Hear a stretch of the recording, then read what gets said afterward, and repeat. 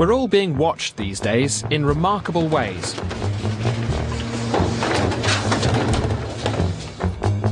Even the dustbins can spy on us. Tiny computer chips embedded in the bins here in Croydon are able to record whether they've been emptied. Before long, these bins could even be monitoring how much rubbish you're throwing out, whether you recycle or not, or if you're throwing away the wrong kind of stuff. It's all part of today's surveillance society. We are saturated in a world of surveillance, particularly in Britain, which has to be the surveillance capital of the Western world. And some people think it's getting worse.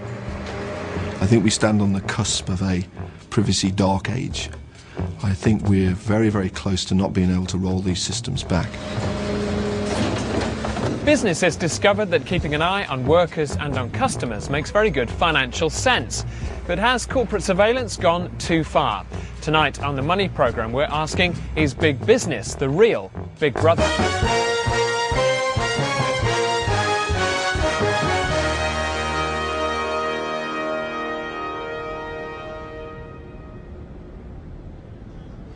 It's a chilly night in Rotterdam in Holland, but in one city centre haunt, it's always summer. Shake it up, shake it up, shake it up now!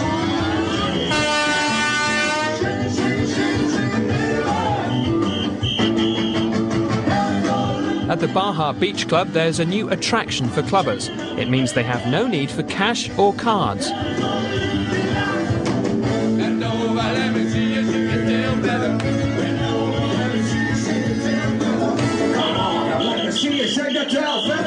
Joe Van Galen is managing director of the club, and his idea has proved a big hit for the business.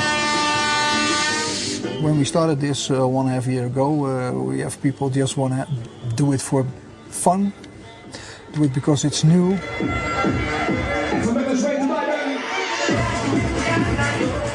It's an amazing little device, which can mean there's no need for proof of ID or money to get in. It can all be done with tiny computer chips, implanted in the flesh of clubbers' arms.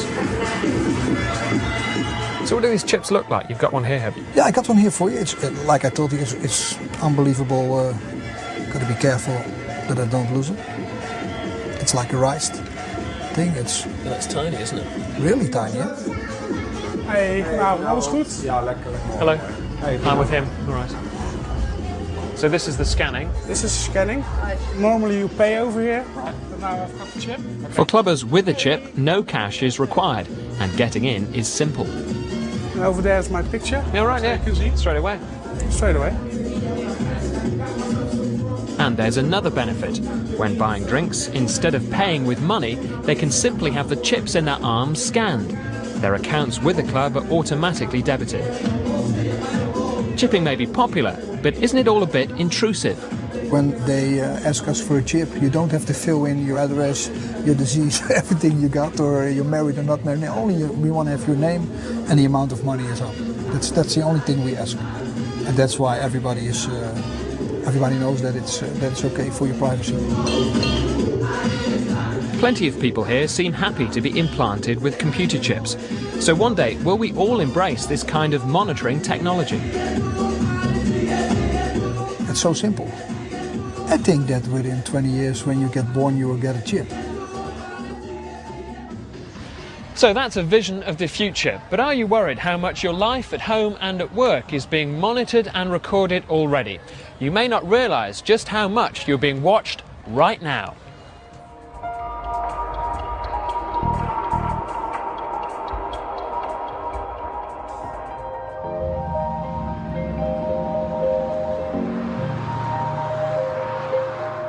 In London and in most big British cities, surveillance is part of our everyday lives.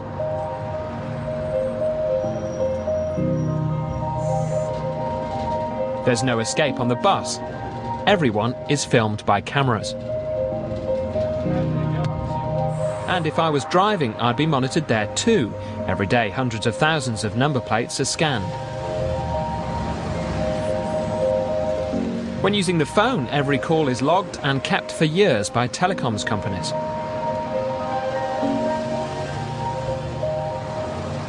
Every email I send is recorded and kept by the internet providers.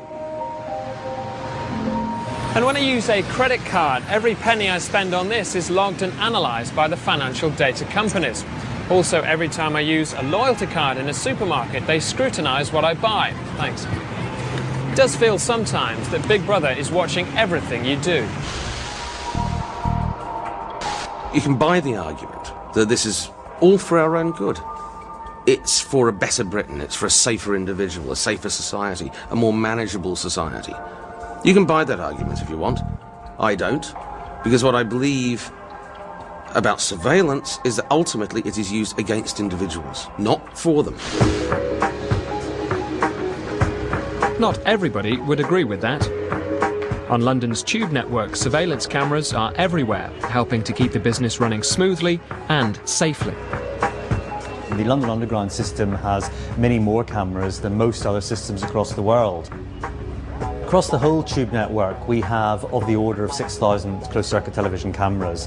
That is doubling over the next 5 years with the major investment programme we have on the Underground to about 12,000 cameras. And there's another, less obvious monitoring system on the tube. The prepaid tickets used by many Londoners, called Oyster cards, can also track and record their journeys. The information is useful for planning the service, but it's also useful for the police. Last year, they demanded records of more than 200 individual trips to track suspects. There are very strict guidelines that are required by the police to obtain this information, which actually ensure that the release of this data to the police or law enforcement agencies is very strictly controlled. It only happens in extreme circumstances, but of course it is valuable, very valuable to the police in those particular circumstances.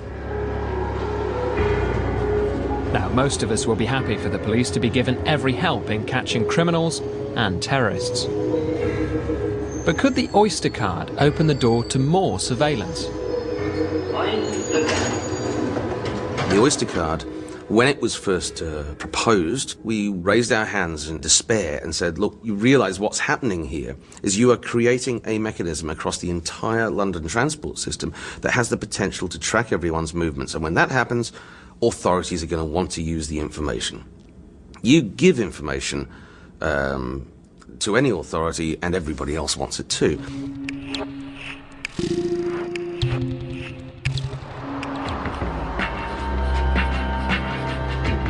Leaving city centre cameras and swipe cards behind, we might think we're out of sight of Big Brother. We'd be wrong. We're all consumers, and with money to spend, we're going to be watched.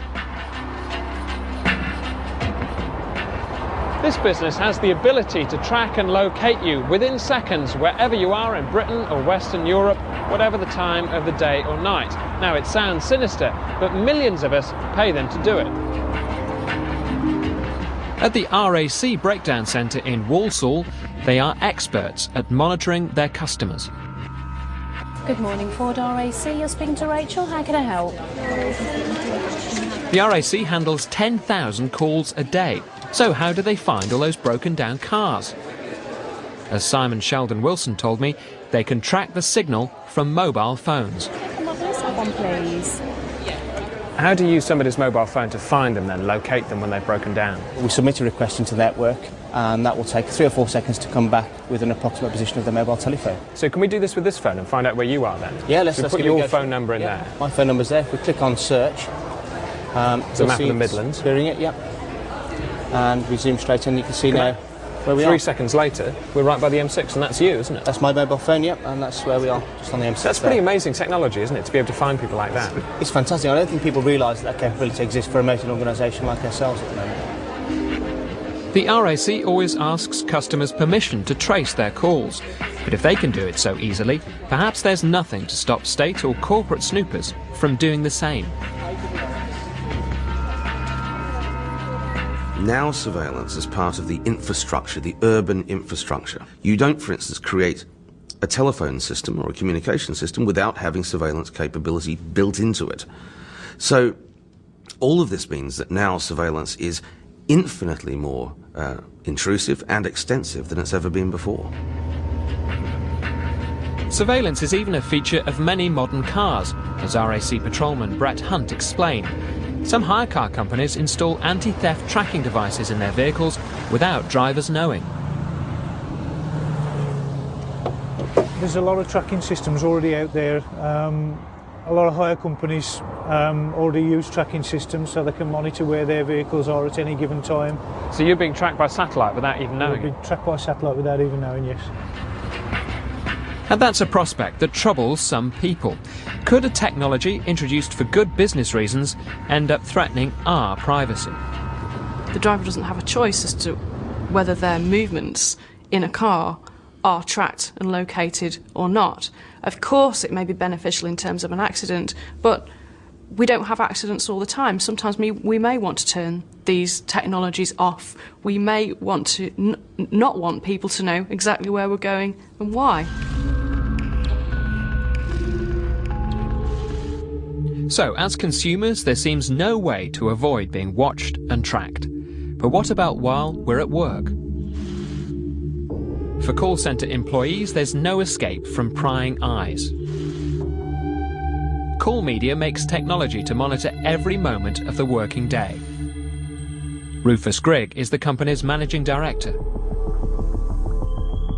From the time they log on to the time they log off, all of their time in the day is monitored, except if they have a tea break or lunch break, and even then the exact amount of time they've spent having a break down to the last second is actually there on record. Call Media makes software which runs call centres, including its own. It ensures callers are put in queues and are then put through to agents who are free. And by monitoring agents' working patterns, it makes sure the centres run efficiently. Well, this screen here, for example, is showing a breakdown of agent activity, of what they've been doing throughout their shift.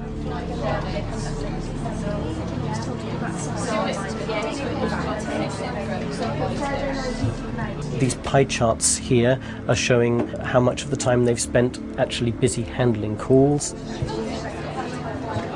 how much of the time they've spent not available. They might be on a training course or on a coffee break. How much of the time they've spent perhaps doing wrap-up work after a call. So it can be a terrifically highly monitored environment. For Call Media's clients, their technology helps to improve call centre efficiency and raise staff performance. But in some other companies, there are complaints that this kind of monitoring isn't used to help employees, but to discipline them. The surveillance monitoring breeds an atmosphere of mistrust, because each employee knows that every move they make, every keystroke they make, every action, every word they speak is being recorded. So that puts them under complete and utter anxiety state. Now, I've a file here of a 2-month activity. This is where the surveillance went on one individual, and they don't tell employees that they do this either. It's Big Brother watching you, and Big Brother watching every move you make.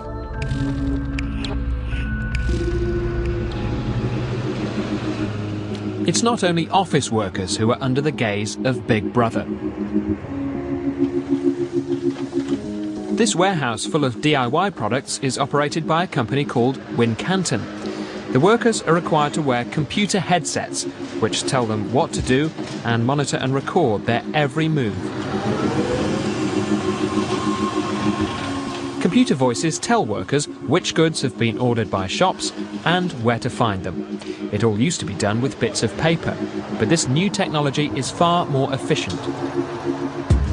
And it's more demanding, as I found out. 1205, so again the code, 33. Tick 2. 0201. Right, 1205. 1205. 1205. Light bulbs. I have 61 ready.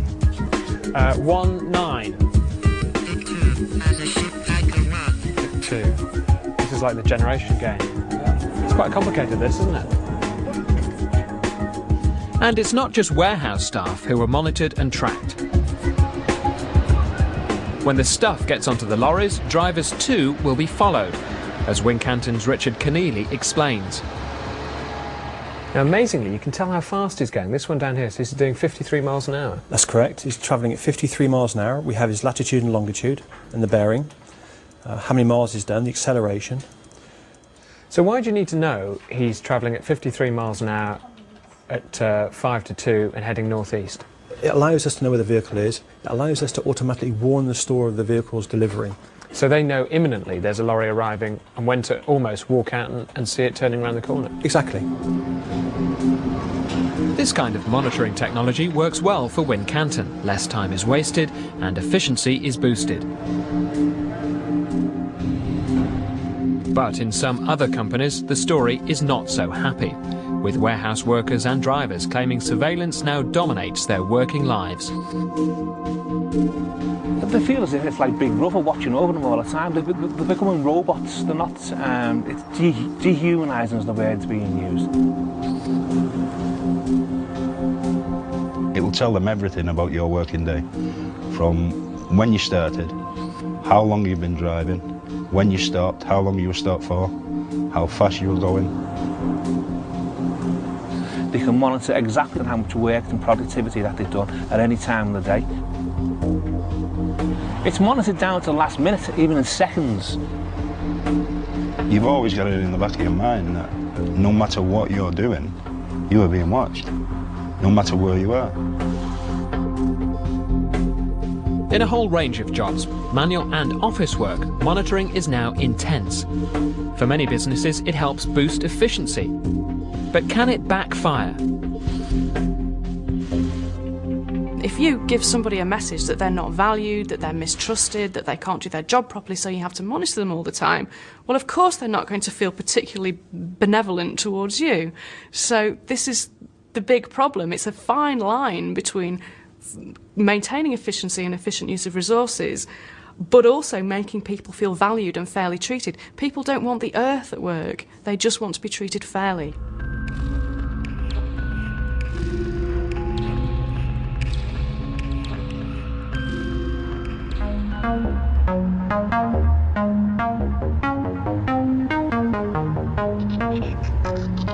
For many workers or customers, surveillance is a fact of life, but there is sometimes a choice, which means you can shop somewhere else or get a job somewhere else.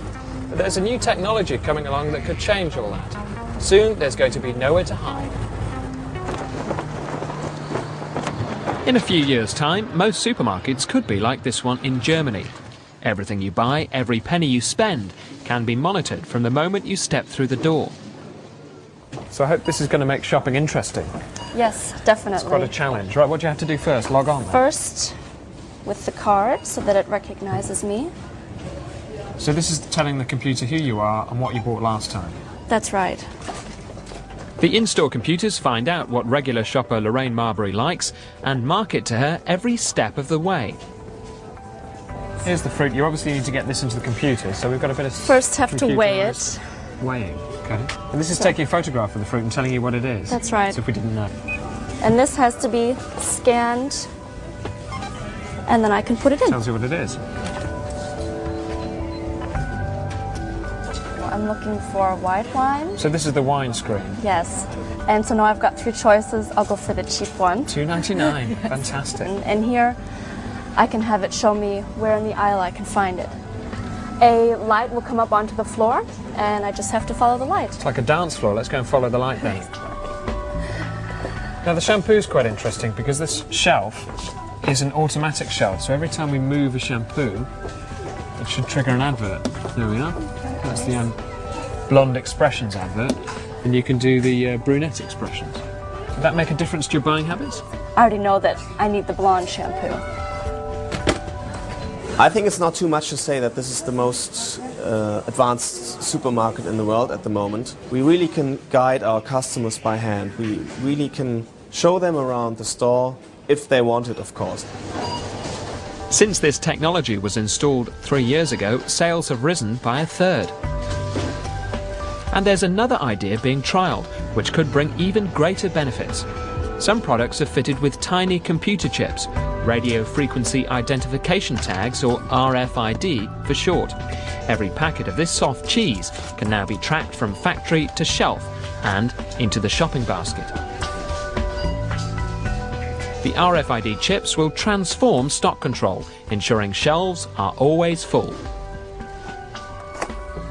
And this is it. It's a computer chip like a tiny radio transmitter attached to a product. And this is now telling the store, I am a packet of razor blades, somebody has taken me from the shelf and I am on the move.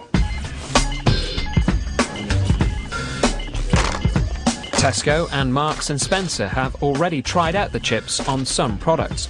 Within a decade, they could be on everything that's made. When that happens, there'll be no need to hang around at the checkout like this. We'll simply pass the scanner, which will monitor our purchases and debit our bank accounts, all in one go. I think it's not too courageous to say it's the revolution. It makes us more money, first of all, because we will have more customers. Customers will be happier, they will have a more convenient shopping, and that means they come to our store. Metro stress that they have no interest in monitoring the chips beyond the shop door. On the way out, there's a machine to deactivate the chips. But will all customers use it? And will every company be that scrupulous? So even when you get home and start unpacking your shopping, these razor blades can still be emitting information, even when you put them in the cupboard. And the technology is there to encode every single thing you ever buy. The potential is there to find out how much you paid for this, where and when you bought it, and also what else you own. And that's what's getting some people worried. Campaigners claim that one day it might be possible to scan people secretly. Information about what they own or how they spend their money could be valuable to nosy companies or snooping authorities. Well, it would be, as far as I'm concerned, the end of privacy. You won't be able to hide from the system by closing your door or closing your curtains or hiding behind a wall or even slipping something into your wallet or handbag. The X-ray eyes of the state and of big corporates will be able to see through those and will be able to see right into your very personal and private life. And how would we avoid those X-ray eyes if chips were implanted in our bodies? For people who worry about privacy, it's the ultimate nightmare.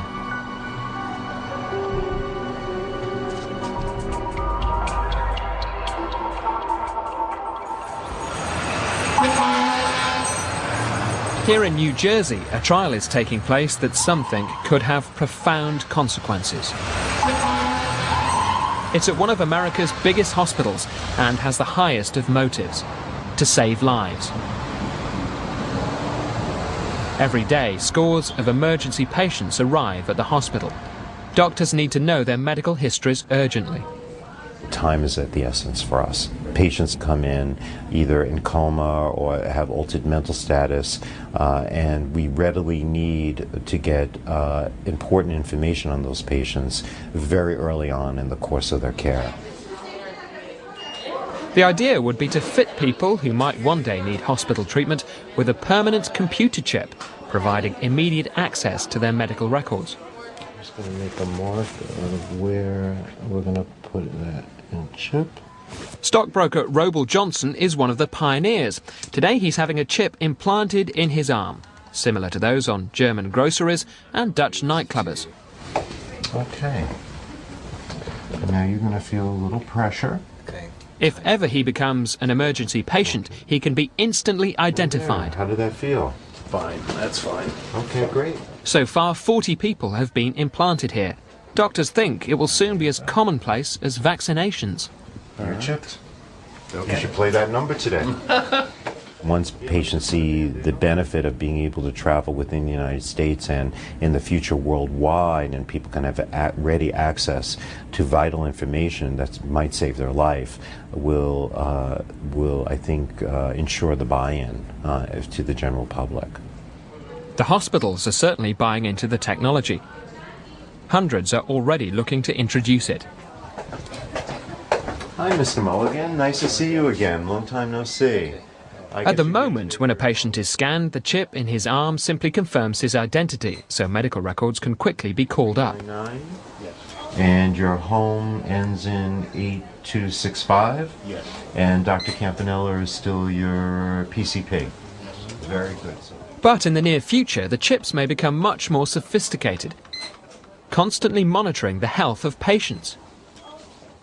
You can see where this is going, where Star Trek is not so far off in the distance, where patients that might be arriving to casualty areas will no longer have blood drawn but just be scanned. We'll get a whole set of vital signs and biochemical markers, and it will revolutionize how we practice medicine. But campaigners warn that chips like this could potentially provide access to all kinds of information held about us, not only by hospitals, but by shops, employers, and more. All technologies start in a neutral way, and all technologies grow in their power. The humble chip is going to be 1,000,000 times more powerful, 1,000,000 times more capable in 20 years. So when you allow it to be embedded in your environment and even under your skin, you'd better be prepared for it to be a completely different beast in a few years' time. And there are claims that the chips could even act like tiny transmitters buried in our bodies, permanently identifying us and tracking us everywhere. It would be the ultimate tracking tool, because there would be nowhere to hide from a technology like that. It could be used to track everybody, everywhere, at any given moment. The systems of government don't have that kind of information at the moment. Are we going to allow them to get it?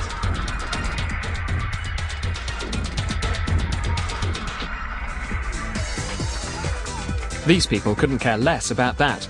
We're back at the Baja Beach Club in Rotterdam.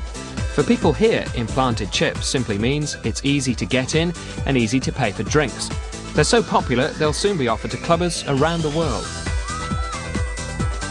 We also have it in the other club in Barcelona. We're busy in Turkey and in Germany. That's because a lot of guys want to have the concept in their country, and I think it will be a great system to put in all the other clubs in other countries. For businesses like the Baja Beach Club, this kind of technology makes good financial sense. For many others too, monitoring and surveillance systems boost efficiency and profits.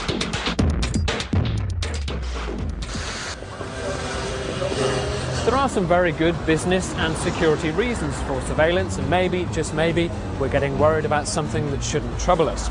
But we're fast approaching a point where every aspect of our personal and professional lives can be watched, logged and monitored, whether we like it or not.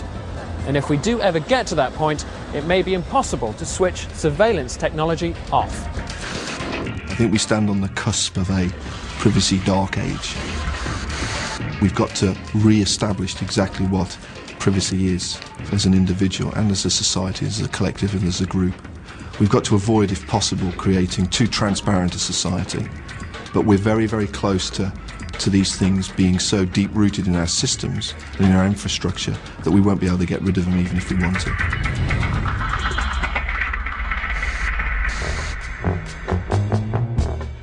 To watch this programme again and for more information, visit our website at bbc.co.uk/moneyprogramme. Next week in the BBC's Climate Chaos season, we challenge a family to cut their carbon emissions. But can they succeed?